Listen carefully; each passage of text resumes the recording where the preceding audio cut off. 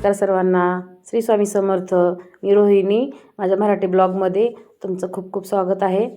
मी किचनची साफसफाई केली होती. भांडे हे घासून झाले होते सगळे आणि तुमच्यासोबत ते पण शेअर केलं होतं.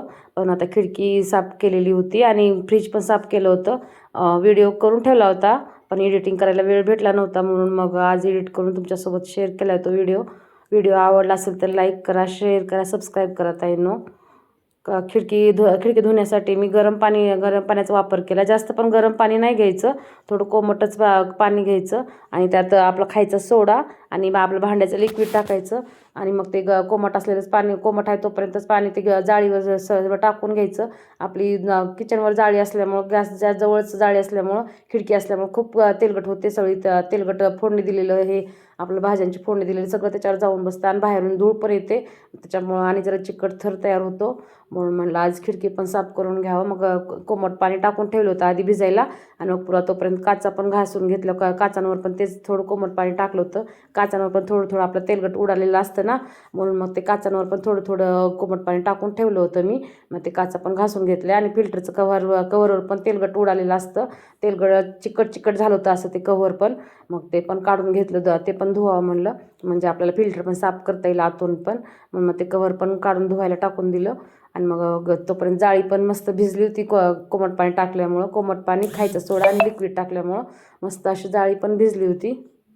मला आता जाळी पण भिजली म्हणून मग चला ती पण घासून घ्यावं. आधी घासणीनं घासली, मग पुन्हा ब्रशनं, आपलं कपडे धुवायचा ब्रश असतो ना, त्या ब्रशनं पण घासून काढली. खूप घाण झाली होती जाळी आणि आम्हाला बाहेरून काय पाणी टाकता येत नाही. बघा ते किती खराब काळं काळं पाणी निघते. काळं म्हणजे आपलं तेच तेलकट असतं किचन, आपलं फोडणी मारलेलं तेलकट. परत बाहेरून धूळ पण येते ताईनं, पलीकडं बोळ आहे ना, त्याच्यामुळं पलीकडून पण धूळ येते भरपूर. आणि आमचं घर खाली असल्यामुळं पाणी पण काय खाली वर असल्यावर कसं पाणी हे आपल्याला टाकता येत नाही ना, त्याच्यामुळं मग खाली असल्यामुळं मस्त पाणी टाकून मस्त खिडकी अशी धुवून घेतली आणि त्या मस्त सांगितलं पण पाणी मी मस्त कपड्यानेच पुसून काढते. कपड्यानं काढलं की छान निघतं ते पाणी, पूर्ण कोरडं करायचं, म्हणजे मग ते पाणी राहिलं की आतमध्ये त्या पाण्याचा वास येतो. मग आपला पण ते पाणी काय जात नाही आणि माझ्या खिडकीला तिथं खाली होल पण नाही, त्याच्यामुळे ते पाणी न जाणार नाही म्हणलं. पूर्ण ते कपड्यानं मी पाणी पण काढून घेतलं आणि मग म्हणलं स्टाईल पण पुसून घ्यावं. लगेच स्टाईल पण पुसली आणि फिल्टर पण पूर्ण पुसून घेतलं मस्त ओल्या कपड्यानं. लिक्विडच्या कपड्यानं पुसून घेतलं आधी, मग ओल्या कपड्यानं, स्वच्छ कपड्यानं पुसून घेतलं आणि मग पुन्हा कोरड्या कपड्यानं पण पुसून घेतलं. म्हणलं मग मस्त चकचकीत दिसत होतं ते पण. आता सध्या गुरुचरित्राचं पारायण पण चालू झालेलं आहे, त्याच्यामुळं ते मंदिरात जाते ना लवकर सकाळी आणि आल्यावर पण घरातले मग कामं हे करायचे होते, त्याच्यामुळे व्हिडिओ काय एडिट करायला वेळच भेटला नव्हता. म्हणलं आज काय पण करून व्हिडिओ एडिट करावं, म्हणून मग आज केला एडिट आणि तुमच्यासोबत शेअर केला व्हिडिओ आवडला असेल तर ताईंनो नक्की एक लाईक करा आणि सबस्क्राईब पण करायला विसरू नका माझे व्हिडिओ आवडत असतील तर. आता फ्रीज पण साफ करायचं राहिलं होतं. सकाळी भाजी मंडईत गेलो होतो, त्याच्यामुळे भाज्या पण आणल्यात भरपूर. म्हणलं मग आता भाजी एकदा रिकाम आहे तोपर्यंत घासलेलं परवडतंय. म्हणलं मग परत एकदा भाज्या भरून ठेवल्या की मग ते पण काय साफ करणं होणार नाही परत तेवढा भाज्या बाहेर काढा ठेवा होते आणि भाज्या पण बाहेर काढले परत मग खराब होते. 1-2 तास बी बाहेर ठेवायचं म्हणलं की कोथिंबीर खराब होते, म्हणून मग ते पण मग घासायचं होतं मला. मग गॅस पण घासून घेतला. गॅस असं मी रोज धुवत नाही ताईंनो, लिक्विडनं पुसून, लिक्विडच्या कपड्यानं पुसून घेते लिक्विड लावून. पण म्हणलं आज घासून घेऊ, पुन्हा आपलं साबण हे लागलेलं राहतं ना खाली, ते सांदी ते जाऊन बसलेलं राहतं, म्हणून मग ते पण धुवून घ्यावं म्हणलं. मग ते पण मस्त असं घासून पाणी टाकलं की सगळं पाण्याच्या प्रेशरनं थोडंफार बी घाण राहिली ते पण निघते ना, म्हणून मग ते गॅस पण मस्त असं धुवून घेतलं. काचेची शेगडी, काच असल्यामुळे वर गरम असताना ते धुवायचं नाही, गरम असताना धुतलं की म्हणतात असं तडकतात म्हणतात ते काच, म्हणून माझं असं शेगडी पण मस्त गार झाली होती. स्वयंपाक लवकर केला होता सकाळी. स्वयंपाक झाल्यावर मग आधी कपडे भांडे सगळं आवरून घेतले होते आणि मग खिडकी धुवायला घेतली होती. खिडकी धुवून झाल्यावर मग आता गॅस पण मस्त असं धुवून झाला होता. किचन ओट्याजवळ 2-3 बोर्ड पण होते माझे, स्विच बोर्ड, ते पण पुसून घेतले. तुमचे जर खिडकीला लागून जर स्विच बोर्ड असतील तर ताईंनो ते पण हे चिकट टेपनं हे पॅक करून घ्या, म्हणजे पाणी उडण्याची शक्यता राहते त्याच्यावर पण आपण खिडकी धुताना. म्हणून मी माझा बोर्ड काय अलीकडे होता म्हणून मी काय लावून घेतलं नाही त्याच्यावर काय. मग असं मस्त किचन ओटा पण धुवून घेतला. गॅस धुवून झाल्यावर किचन ओटा पण धुवून घेतला आणि कोरड्या कपड्यानं मस्त असा पुसून घेतला होता. मग मुलं पण आले होते तेव्हा शाळेतून. मग मोठा मुलगा कॉलेजला आहे ताईंनो आणि छोटा मुलगा आता 8वीला आहे. मग त्याचे पण पेपर चालू आहेत, दोघांचे पण पेपर चालू आहेत सध्या. मोठ्याला काय सुट्ट्या नाही येत आता, छोट्या मुलाला पण आता सुट्ट्या लागतीलच थोड्या दिवसात. बघा मस्त साफ केलं, असं मस्त चमकत होतं, खूप छान दिसत होतं. मनाला एक वेगळीच हे वाटतं, शांतता वाटते. घर साफ केलं की घाण असलं की घाण आहे वाटतं मनाला आपल्या पण. मग तेच राहून जातं. म्हणलं एकदा स्वच्छ करायचं म्हणलं की राहूनच जात होतं. मला होतच, वेळच भेटत नव्हता म्हणजे आळस आपल्याला आळस असतो ना, आळसच यायचा मला करायचं म्हणलं की. पण मला एकदा काढलं की मग ते होऊन जातं. म्हणून मग आज घेतलं मनावर. मग काल भांडे पण घासून काढले. मग आज लगेच खिडकीला पण हात लावला होता.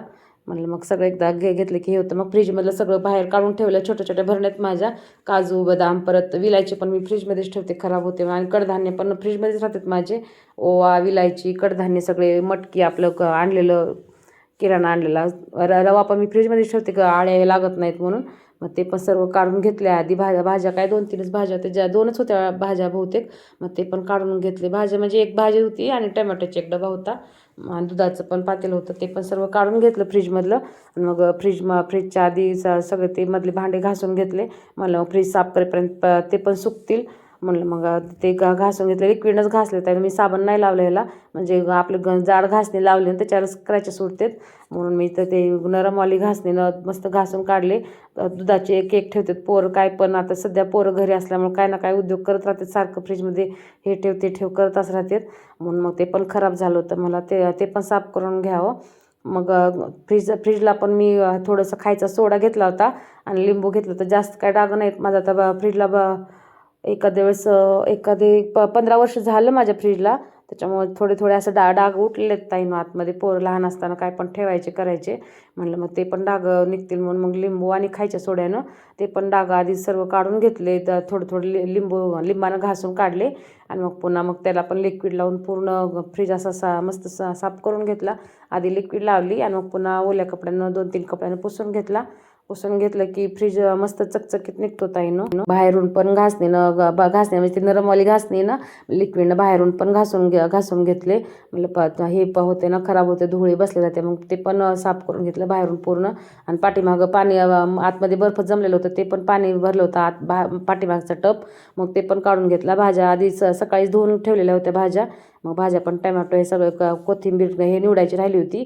मग टमॅटो, आलं, हे बाकीचं हिरवी मिरची, भाज्या सगळ्या, ते काकडी होती, परत भोपळे आणले होते. म्हणलं पराठे करता येते, भोपळा पण आणून ठेवला होता. मग ते सर्व भरून ठेवलं. आणि पालेभाज्या म्हणलं नंतर संध्याकाळी निवडता येते म्हणून मग ते पालेभाज्याचा टप वेगळा ठेवला. म्हणलं TV बघता संध्याकाळी सिरियल बघते ना मी, मग संध्याकाळी सिरियल बघता मग त्या पण निवडून घेता येतील. मग सगळं असं फ्रीज हे केलं होता. बघा कसं वाटतंय फ्रीज. भरण्या काय जास्त नाही छोट्या, ते खालचं थोडं हे खराब झालेलं